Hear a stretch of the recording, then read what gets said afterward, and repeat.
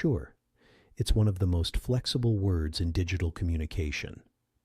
Depending on how it's used, it can mean agreement, permission, indifference, or quiet resistance. And that's exactly why it causes so much confusion in text. Because when someone reads sure, they don't just process the word. They try to interpret the intention behind it. In real conversation, tone would usually clarify that. A relaxed sure feels open.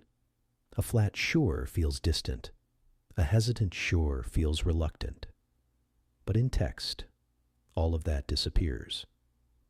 So the word ends up doing too much work on its own.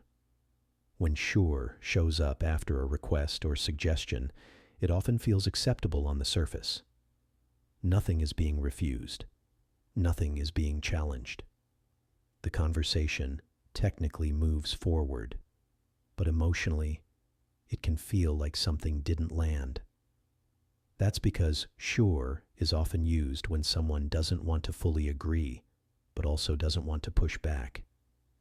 It's compliance without enthusiasm. Not resistance, but not alignment either.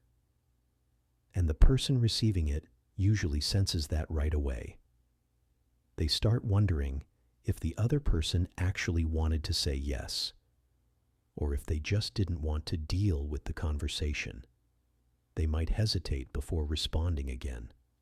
They might soften their next message, or they might feel the need to explain themselves more than they originally planned.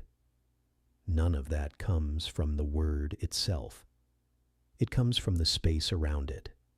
In digital communication, short replies create ambiguity, and ambiguity invites interpretation. The brain fills in the gaps, especially when there's already some emotional context involved. That's why sure can feel different depending on timing. If it comes early in a conversation, it often feels neutral or positive.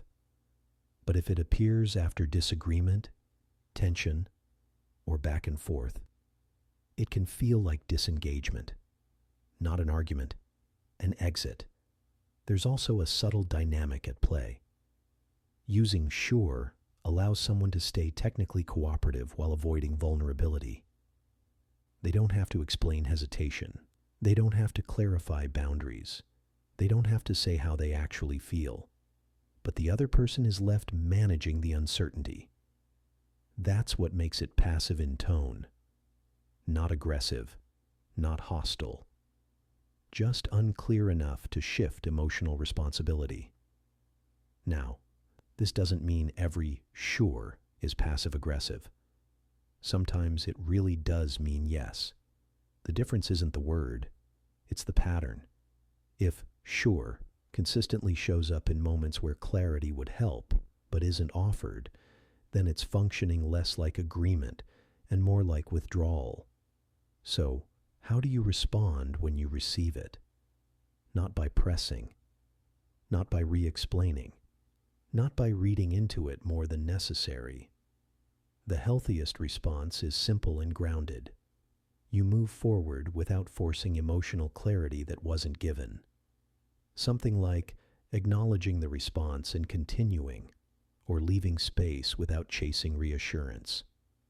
Because the moment you start trying to decode what wasn't said, the balance shifts.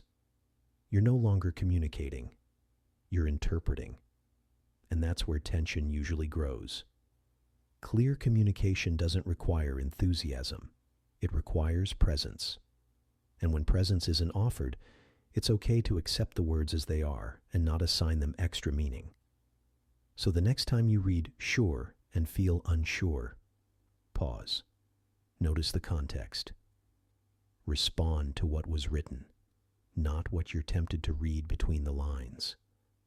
That's how you stay steady in digital conversations that leave things unsaid.